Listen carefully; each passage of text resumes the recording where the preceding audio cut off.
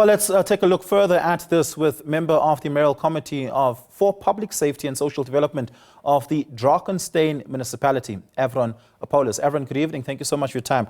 Really do appreciate it. Give us a sense of the scale of damage that the Drakenstein Municipality had to deal with and contend with today. Yeah, good evening. Am I audible? Good evening. Yes, first we start off with our preparation measures, and then under the leadership of our Executive Mayor Korabi and our City Manager, Dr. Leibrand, it was all hands on deck across Drakenstein Municipality's departments once we received the weather advisory.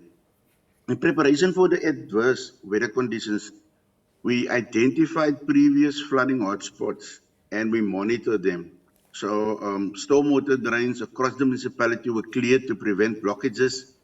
In excess of over 4,000 sandbags were prepared to assist with the possible flooding, and hazardous trees were removed to reduce the risk. Our current situation is that all our teams remain on high alert as the advisory for the cold, wet and windy conditions has been extended to Wednesday.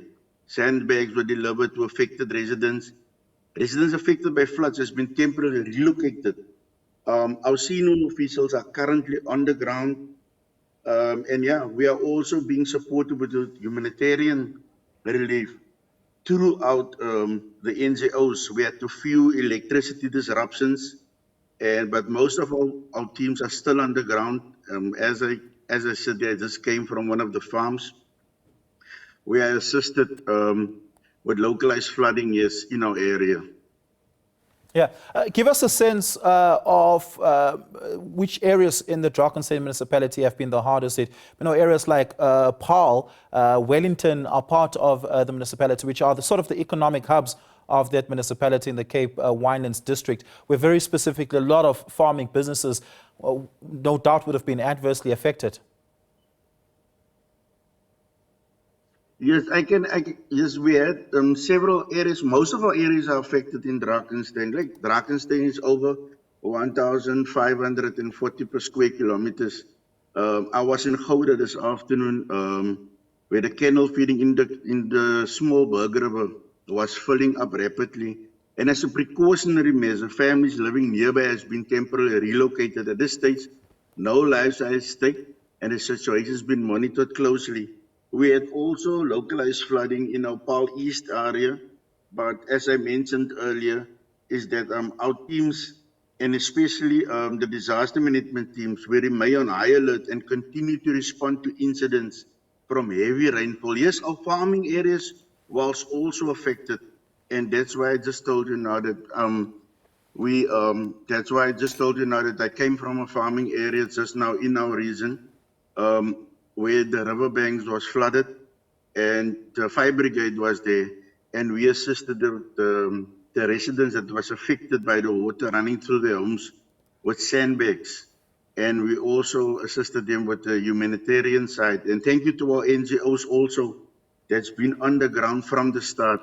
Drakenstein is a very big area, but our team remains committed. For example, throughout the night, we are on high alert. Together with key partners deployed across the municipal area. We must ensure the safety of our residents.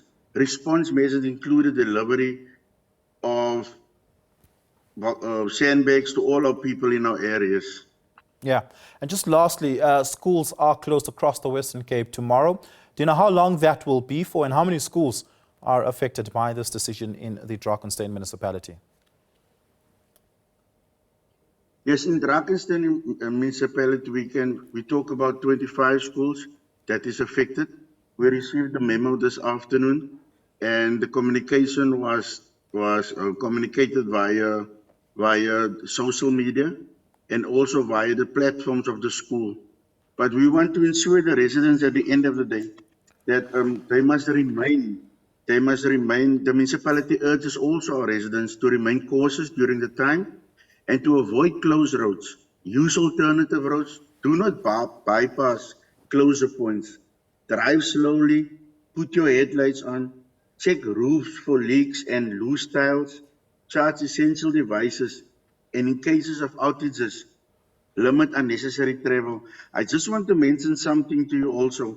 that we had a few major roads that was closed in Drakenstein, and that is the Huguenot Tunnel, was closed down at the Tweedskloof Lodge, and also it was the other side on the R1 of the Tweedskloof. It was closed due to mudslides. The Benskloof Pass, which connects Wellington or Drakenstein to the Witzenberg municipality, it was also closed due to rockfalls. So yeah, that is our situation. We will remain underground. We urge our people to be safe because we are here in the best interest of our people. Yeah. Well, we're going to have to leave it there. Thank you so much for that, Everett Napolis, who is the MMC for Public Safety in the Drakenstein Municipality in the Western Cape.